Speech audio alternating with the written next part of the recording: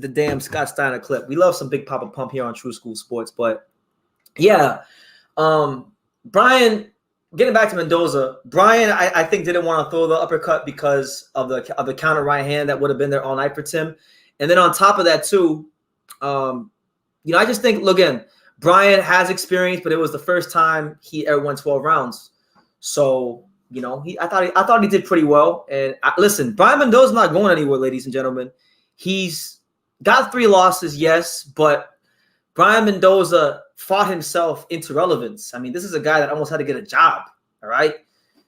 He literally fought as a swing bout on the undercard. No, he fought as a swing bout of Terrell Gausha versus Tim Tszyu, meaning that after Tim Tszyu beat Terrell Gausha and the whole armory in D.C. emptied and cleared out, and there was barely anybody there, Brian Mendoza fought, all right? And he got a knockout against Benjamin Whitaker. So he fought from that. Then they tried to use him for Rosario to get some momentum at 160. That didn't work. Then they tried to use him for Fundora to build Fundora up. That definitely didn't work. Brian knocked him out into relevance. And then they got the big Tim Tszyu fight, and he accounted himself very well. So, I got a lot of love for Brian Mendoza. I honestly think Brian's probably my favorite 54-pounder, to be honest with you. I love Brian Mendoza because he's a real underdog story, and I kind of wanted to pivot into that.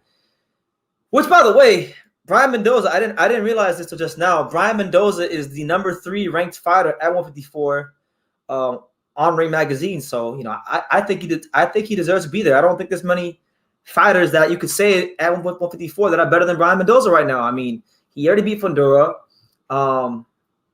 He lost to Ramos, but he took that fight on short notice. So that one's kind of hard to gauge. But Brian is up there, and Brian's not going anywhere. If y'all think this is the end for Brian Mendoza, you guys got another thing coming, and you guys are gravely mistaken. So let me talk about Brian Mendoza for a second because he deserves to be talked about. He wasn't able to beat Tim Tszyu this weekend.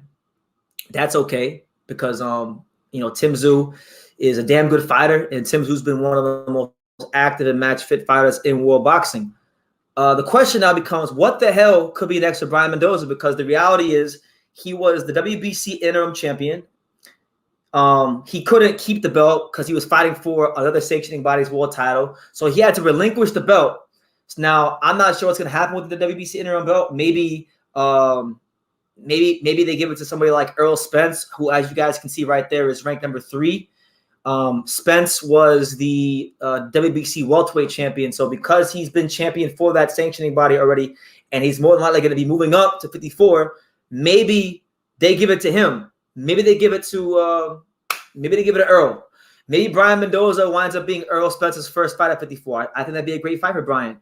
You also got the fact that you got Erickson Lubin, who just won a controversial fight against Jesus Ramos. A lot of people thought he lost that fight.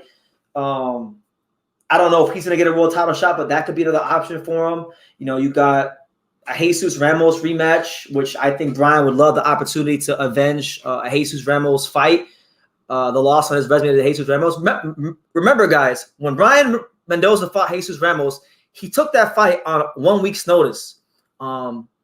He's really been the guy that's been doing the heavy lifting in this division. I mean, he's really been. I mean, I know Tim Tszyu as well. Both those guys have been the 2 fighters that have been doing the heavy lifting of the last 2 years in this division. These guys have been taking on all comers. So my thing is, I know there's plenty of options for Brian. Terrence Crawford, I know, might be at 54. Maybe they want to break Crawford in with a first fight at 54 against Brian Mendoza. I don't know, but he's going to be around. I mean, he's gotten a lot of valuable experience over the last couple years. I'll tell you one fight for Brian Mendoza I don't want to see, and that fight is the Sebastian Fundora rematch. And I'm gonna explain to you guys why I don't want to see the Sebastian Fundora rematch. Because first and foremost, Sebastian Fundora got knocked the fuck out. Like it wasn't nothing controversial. It was a devastating, destructive knockout. Then on top of that, Fundora had a rematch clause.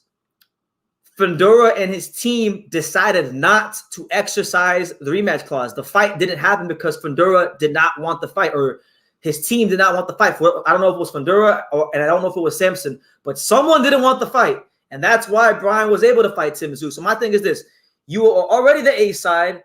You got knocked the hell out against Brian Mendoza. You had the rematch clause. you didn't take the fight against Brian Mendoza. So you already kind of took yourself out the Brian Mendoza. So I don't feel like he needs to fight him. I feel like Sebastian Mendoza should have to earn the Brian Mendoza fight. And I also think that Brian Mendoza should get a soft touch his next fight, because this dude just fought in the, let's see, hold on. Let me go back to his resume. This dude in the last, 2 years? In the last 2 years, this guy has fought Jesus Ramos, he's fought Sebastian Mendoza, and he's fought Tim Tszyu. This dude literally has been one of the guys doing the heavy thing at 154. So give that man a soft touch, all right? If there's anybody that deserves a soft touch, it's Brian Mendoza, all right? Let Brian Mendoza fight Takashi Inoue. Like, let me see. Takashi Inoue ranked 13th. Let him fight Takashi Inoue or something like that. You know, just lighten up a bit. Let him get one soft touch. Let him get back in the win column against somebody, you know, lower in the rankings that's not at the top. And then after that, if you want to make Brian Mendoza versus Jesus Ramos 2, or Brian Mendoza versus Spence, or Brian Mendoza versus you know, like Charles Conwell or Boachuk or something like that, then there you go. You could have something there, but give that kid a soft touch. I swear. I don't normally advocate for fighters getting soft touches, but when you get a fighter who goes on a run like him, who's consistently challenging himself against all these different opponents, consistently as the B side, then you deserve at least one soft touch, and I think he deserves it. But again, I think Brian Mendoza doesn't deserve disrespect. I think he acquitted himself very nicely against Tim Tszyu. He showed in the fight early on good boxing ability. Early in the first 4 rounds, first 4.5 rounds, he got away from it a bit, and the pressure of Tim Tszyu was very educated, and he wasn't able to make the adjustment. It was a good experience, and I'm sure he'll be back, and he'll be better than ever. But I gotta be honest with you, I think over time, I mean, I've been a big Brian Mendoza fan, because for those of you who know, if those of you who don't know, I've had a front row seat to seeing this journey. I mean, 2021 and 2022, I was going in and out of Vegas a lot. So I was going to the Salas gym, and he's always at the Salas gym. Every time I've ever gone to the Ismail Salas gym, Brian Mendoza has always been there. And you know, I interviewed him when nobody really cared about the guy.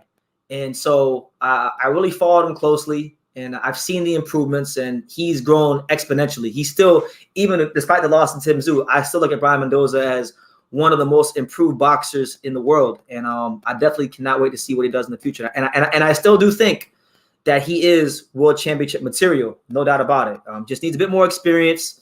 As my main man, TBE Boxing, said in the comments on one of the Mendoza Tim Tszyu videos, Brian Mendoza just needs to work on the conditioning a bit, and he'll be right there. So there's no slight on him, you know, no slight on him whatsoever. So